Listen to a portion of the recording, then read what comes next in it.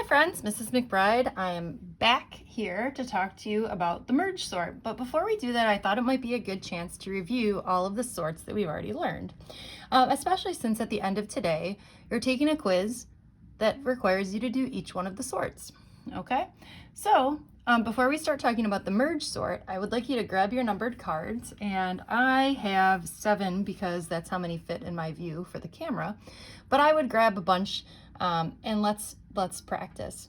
So the first sort that we learned was the bubble sort, and the bubble sort is where you're comparing sort of these two ones that are in a particular bubble. Okay, so I'm basically comparing these two. These are not in the correct order. These are also not in the correct order. These are not in the correct order. These are in the correct order. These are in the correct order. And these are not in the correct order. So I've gone through one iteration or one round of the bubble sort.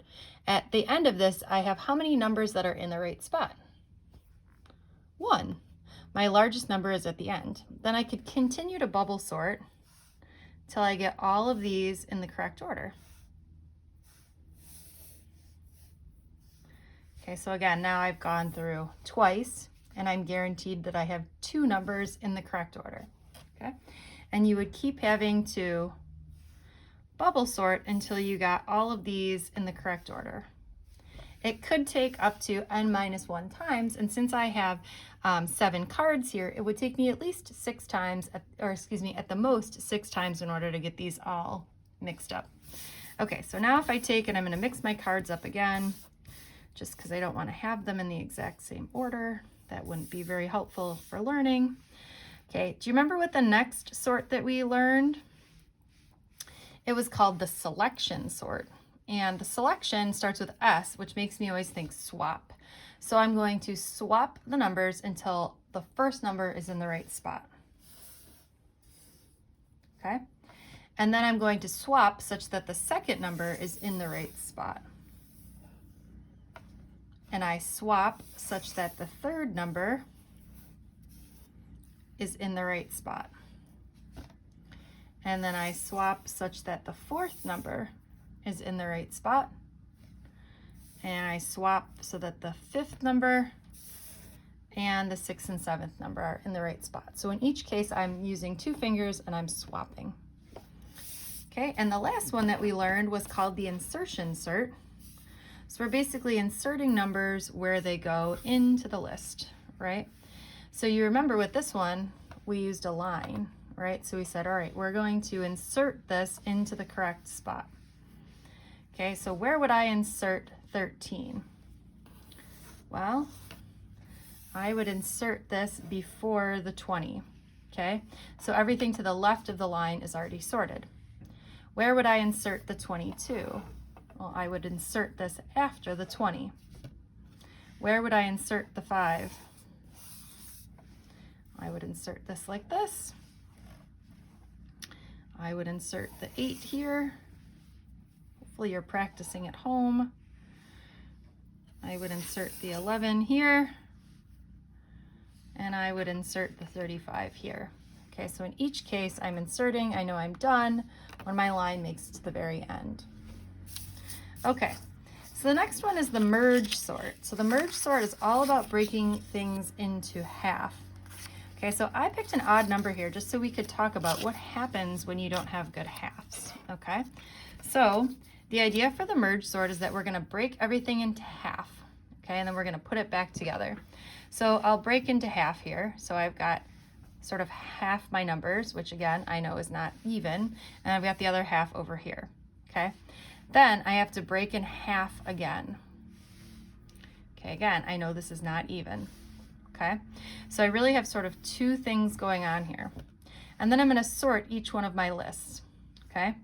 So let's look at this half first. So we'll pretend that this half sort of doesn't exist right now, okay? When I look at these 2, they're in the correct order.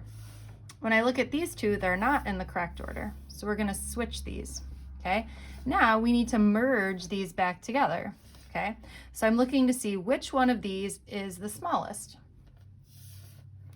Okay, now I'm looking to see which one of these is the smallest. Which one of these is the smallest? And like this. Okay, so now this one is sorted. Okay, now we're going to flip to the other side here and say, all right, so I've got my two groups here, right? This obviously is sorted. These two are also sorted. Okay, so now I'm going to say which one is the smallest, this or this?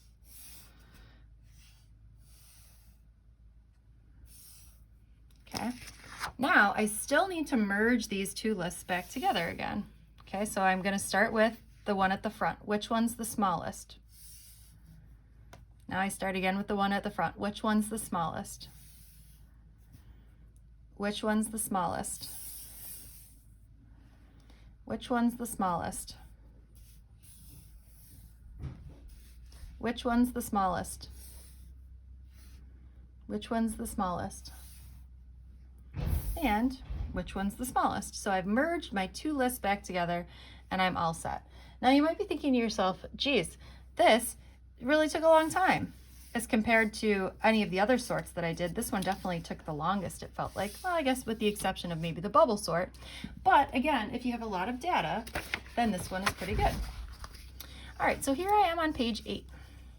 Okay, so what we're talking about is we're filling an array with data. So here I had filled my array with data. If there is more than one element in the array, we're going to break the array into two halves, just like you saw. We're going to perform this algorithm on the left half and perform this algorithm on the right half, and then we're going to merge the two halves into a sorted array. Okay, so shockingly, this is called the merge sort. This algorithm is recursive. Now, if something is recursive, it means it calls itself. So it's going to keep doing this over and over again. I'm sorry.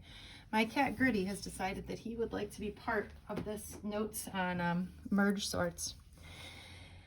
When working with a large array, this sort is the most efficient.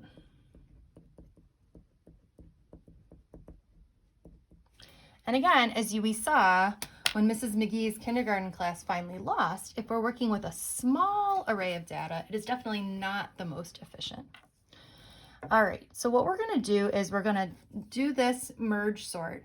You see how much paper I've got here? Okay, make sure you're showing all of your work.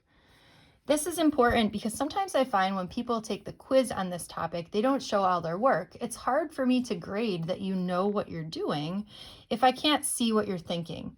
So your merge sort, when you do this, should look exactly like my merge sort. Are you ready to sort? Okay, so this one has 1, 2, 3, 4, 5, 6, 7, 8, 9 numbers in it. Okay, so I'm going to take the first 5. 1, 2, 3, 4, 5. Okay, and then the second 4. You could have done it in a different way, but you know, we're just going for it. All right, so this first half has 5, 8, 2, 6, and 3.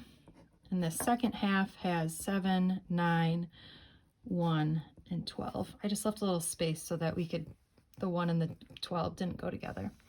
Okay, so now we broke this array into two halves. We're going to perform this algorithm on the left half and perform it on the right half, okay?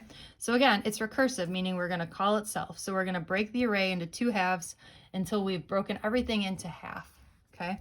Meaning that each group only has 1 or 2 numbers in there. See how I'm drawing these arrows? This is what I want you to draw. So I'm going to break this in half again. So I've got 5, 8, 2 on one side and 6 and 3 on the other side, okay? Guess what I got to do? I got to break this in half again. So I'm going to have 5 and 8 here and 2 here. And I'm just going to move the 6 and the 3 down. Okay, so now what I'm going to do is I'm going to sort them, right? So if I look at 5 and 8, turns out they're in the correct order, right? And if I look at 6 and 3, I have to flip them, okay? And I'm going to bring down the 2. So now I'm merging these two together, okay? So as I merge these together, I'm saying, okay, which one is the first number? Hopefully you're saying 2.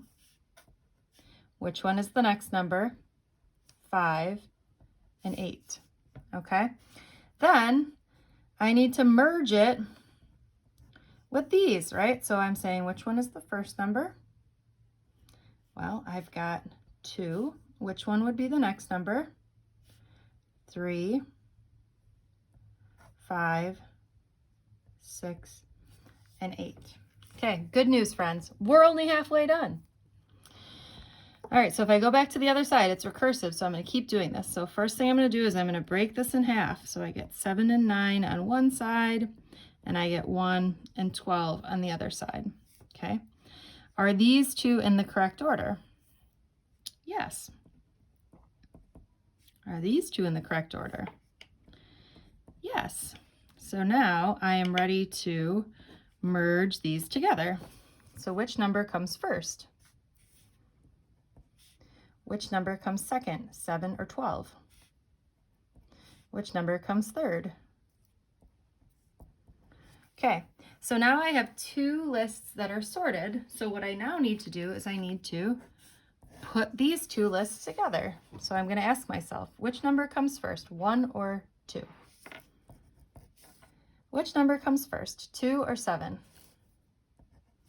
Which number comes first, 3 or 7?